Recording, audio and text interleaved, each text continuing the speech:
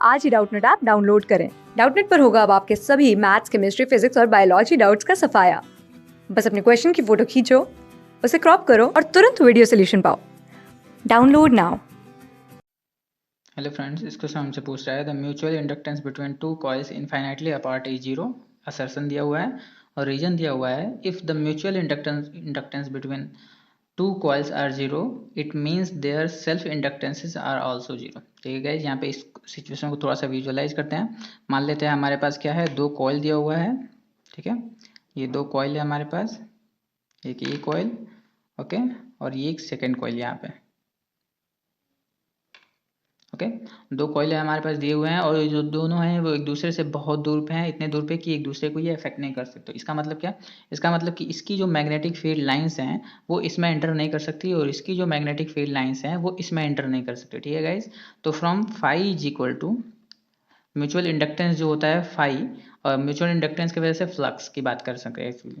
Mutual inductance जैसे मान लीजिए इसमें जो इसके थ्रू जो मैग्नेटिक फील्ड है, इसमें जो करंट फ्लो हो रहा है उसके वजह से जो मैग्नेटिक फील्ड है, अगर वो मैग्नेटिक फील्ड लाइंस यहाँ तक पहुँच रहे हैं तो फिर इसके वजह से इसमें कुछ फ्लक्स जनरेट होगा। ठीक है, और उसकी वैल्यू जो होती है phi is equal to M I के बराबर होती है, जहाँ पे एम जो होता है वो म्यूचुअल इंडक्टेंस होता है।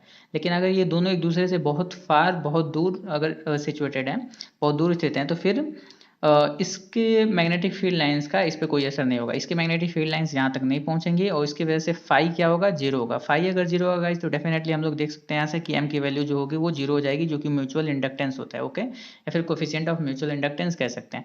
तो म्यूचुअल इंडक्टेंस तो जीरो होगा, ये बात समझ में आ रही है। यानी फर्स्ट स्टेटमेंट क्या है, फर्स्ट स्टेटमेंट जो है वो करेक्ट है। लेकिन सेकंड स्टेटमेंट की अगर बात करें तो if the mutual inductance between two coils are zero it means their self inductances are also zero. ये गलत है गाइज, क्यों?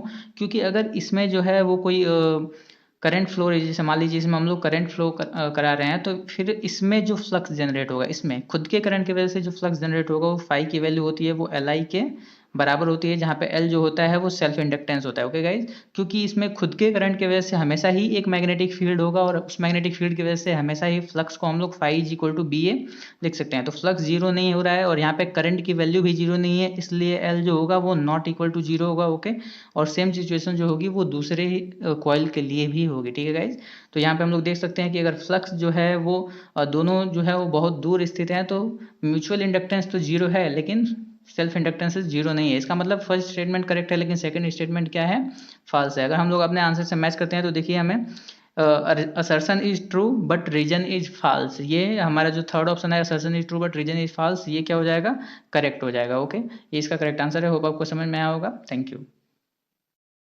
क्लास 6 से 12 से लेके नीट, IIT, जेई मेंस और एडवांस के लेवल तक 10 मिलियन से ज्यादा स्टूडेंट्स का भरोसा। आज ही डाउनलोड करें डाउटनेट ऐप या व्हाट्सएप कीजिए अपने डाउट्स 8400 400 400 पर।